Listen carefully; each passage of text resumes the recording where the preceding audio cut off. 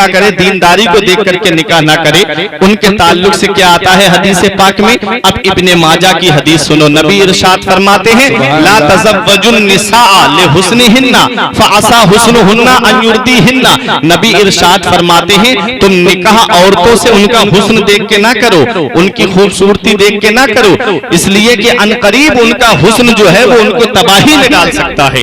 और होता है चांद जैसी बहू लेकर के आते हैं, वो दिन में घर वालों को तारे भी दिखा देती है, हमने देखा है। हज़रात आगे नबी इरशाद फरमाते हैं वला तज़व्वजुहुन्ना लिअमवालिहिन्ना। नबी ने इरशाद फरमाया तुम दौलत देख के निकाह ना करो, फअसा अमवालुहुन्ना अन युतगियहुन्ना। नबी इरशाद फरमाते अनकरीब उनका माल जो है वो सरकशी में डाल देता है। होता क्या है, बड़े घर से रिश्ता हो जाता है, बड़े घर से शादी हो जाती है, जरा सा बीवी पे गुस्सा कर लिया, उसने मायके फोन किया, फौरन पुलिस को भेज करके पूरे घर को उठवा दिया जाता है।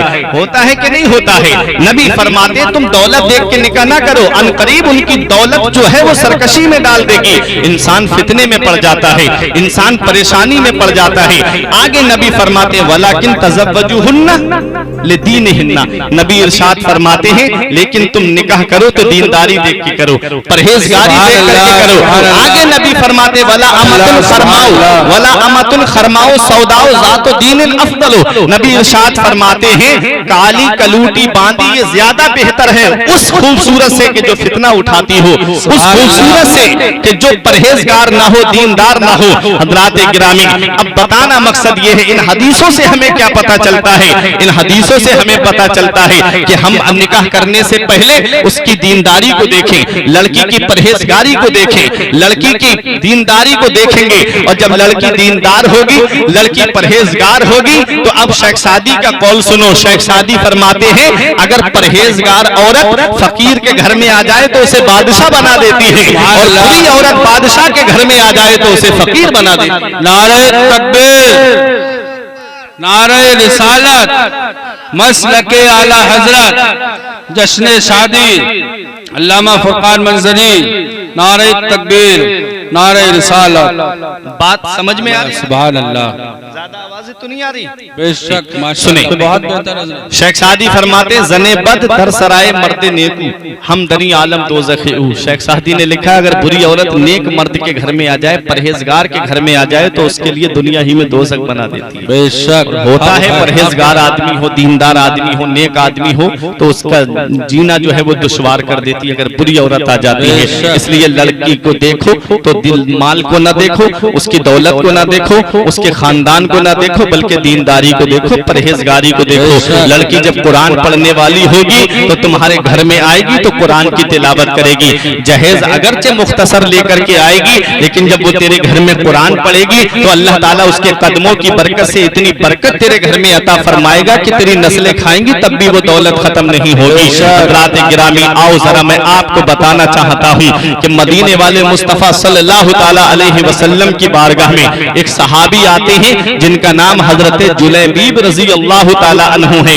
हजरात चेहरा खूबसूरत नहीं है, सांवला रंग है। हजरात गिरामी, न ज्यादा बड़ा खानदान था उनका, न मालो दौलत था उनके पास में, बहुत ज्यादा गुर्बत का आलम था। नबी की बारगाह में आए, इरशाद फरमाया जुलैबीब तुम शादी क्यों नहीं करते? अर्ज करते या रसूल अल्लाह मेरा तो कोई खानदान भी नहीं है, या रसूल अल्लाह मेरा तो यहाँ पर कोई बड़ा परिवार भी नहीं है, मैं कैसे निकाह करूं और कौन मुझे मेरे साथ में अपनी बेटी का निकाह कर देगा? नबी ने फिर इरशाद फरमाया जुलैबीब तुम शादी क्यों नहीं करते? अर्ज करते या रसूल अल्लाह मेरे पास तो दौलत भी नहीं है, कौन मेरे साथ निकाह करेगा? नबी ने फिर इरशाद फरमाया जुलैबीब तुम निकाह क्यों नहीं करते? अर्ज करते या रसूल अल्लाह कौन मुझे अपनी बेटी देगा?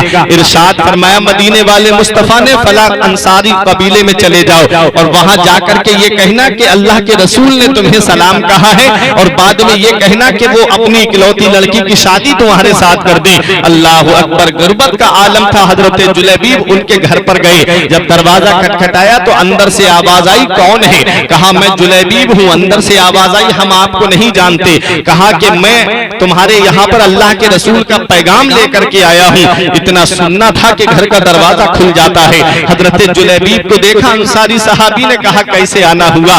कहा अल्लाह के रसूल ने आपको सलाम कहा है। अल्लाह अकबर। घर वाले खुशी से झूमने लगे। अल्लाह के रसूल ने हमें सलाम कहा है। हजरात सारी दुनिया नबी को सलाम कहे, शजर व हजर नबी को सलाम कहे, हजरात जिन्नात नबी को सलाम कहे, बशर नबी को सलाम कहे, फरिश्ते नबी को सलाम कहे। और नबी की बारगाह तो वो बारगाह है जहां 70,000 फरिश्ते सुबह को हाजिर होते हैं और 70,000 फरिश्ते शाम को हाजिर होते हैं। उलमा फरमाते जो एक बार आ जाता है उसका नंबर कयामत तक नहीं आएगा। मेरा इमाम पुकार के कहता है मासूमों को है उम्र में बस एक बार आसी पड़े रहे तो सला उम्र भर की है। और तैबा में मर के ठंडे चले जाओ आंखें बंद, सीधी सड़क ये शहरे शफात नगर की है। हजरात वो सहाबी जब ये कहते हैं कि अल्लाह के रसूल ने आपको सलाम कहा है, हजरात घर वालों की खुशी की इंतहा नहीं रहती है। फिर कहा कि आगे का पैगाम भी तो सुन लो। कहा बताओ आगे का क्या पैगाम है। कहा अल्लाह के रसूल ने फरमाया है कि तुम अपनी बेटी का निकाह मेरे साथ कर दो। हजरत जुलैबीब के चेहरे को देखा सहाबी रसूल ने, कहा कि मैं अभी अपनी बीबी से बात करके आता हूँ। जब वो अंदर गए तो बीबी से कहा कि सुनो ये आए हैं जुलैबीब अपने निकाह का पैगाम लेकर के आए हैं, अल्लाह के रसूल ने इनको भेजा है। बताओ क्या तुम इस रिश्ते से राजी हो, क्या अपनी बेटी का निकाह इनके साथ करने के लिए तैयार हो। तो लड़की की माँ ने कहा नहीं नहीं मैं इनके साथ अपनी बेटी का निकाह नहीं करूंगी। मेरी बेटी का हुस्न देखो और इनका चेहरा देखो, मेरी बेटी की खूबसूरती देखो और जरा इनका चेहरा देखो। हजरात अंदर से सहाबी आए, बोले जुलैबीब हमें ये रिश्ता मंजूर नहीं है। अल्लाह अकबर इतना कहना था तो जब जुलैबीब ने इतना सुना कदम आगे को बढ़ाए, कहा मैं जाके अल्लाह के रसूल से कह दूंगा कि तुमको ये रिश्ता मंजूर नहीं है। चंद कदम आगे बढ़े थे, पर्दे की आड़ से आवाज आती है ए जाने वाले जरा ठहर जा, ए जाने वाले जरा रुक जा। फिर वो आवाज वालिदैन की तरफ मुतवज्जे होती है, वो आवाज किसी और की नहीं बल्कि पर्दे की आड़ से लड़की की आवाज आती है। ए मेरे वालिद आप आने वाले को मत देखिए बल्कि भेजने वाले को देखिए। आने वाला अगरचे काला है मगर भेजने वाला तो नूर वाला है, भेजने वाला तो रहमत वाला है। आने वाला अगरचे काला है मगर भेजने वाला तो वो है। मेरा इमाम कहता है सारे अच्छों में अच्छा समझिए जिसे, सारे अच्छों में अच्छा समझिए जिसे है उस अच्छे से अच्छा हमारा नबी। सारे ऊंचों में ऊंचा समझिए जिसे है उस ऊंचे से ऊंचा हमारा नबी। नारे तकबीर, नारे रिसालत, मसलके आला हजरत, फैजाने आला हजरत, नारे तकबीर, नारे रिसालत। वो लड़की कहती है ए मेरे वालिद आप आने वाले को मत देखिए बल्कि भेजने वाले को देखिए। आने वाला अगरचे काला है, आने वाला अगरचे सिया है मगर भेजने वाला तो नूर वाला है, भेजने वाला तो रहमत वाला है। आप मेरा निकाह इनके साथ कर दीजिए। उसके बाद अगर मदीने की किसी लड़की ने मुझे ये ताना दिया कि तेरा शौहर काला है तो फख्र से कह दूंगी ए मदीने की कन्याओं सुनो, ए मदीने की दोशीजाओं सुनो, ए मदीने की हसीनाओं सुनो, ए मदीने की शहजादियों सुनो। अरे तुम्हारे शौहर वो है जिनको तुम्हारे माँ बाप ने पसंद किया है और मेरा शौहर वो है जिसे अल्लाह के रसूल ने पसंद किया है, जिसे मदीने वाले मुस्तफा ने पसंद किया है। वो हंसी क्या जो फितने उठाकर चले, वो हंसी क्या जो फितने उठाकर चले। या रसूल अल्लाह हाँ हंसी तुम हो फितने मिटाकर चले। सुभान अल्लाह, जिंदाबाद जिंदाबाद या रसूलुल्लाह, जिंदाबाद जिंदाबाद, अल्लाहु अकबर। वो हंसी क्या जो फितने उठाकर चले, हाँ हंसी तुम हो फितने मिटाकर चले। हजरात हजरत जुलैबीब का निकाह मंजूर हो जाता है। अब हजरत जुलैबीब रजी अल्लाह तआला अन्हु नबी की बारगाह में आए, अर्ज करते या रसूल अल्लाह मेरा निकाह मंजूर हो गया है, मेरा रिश्ता निकाह आपका मंजूर कर लिया गया है।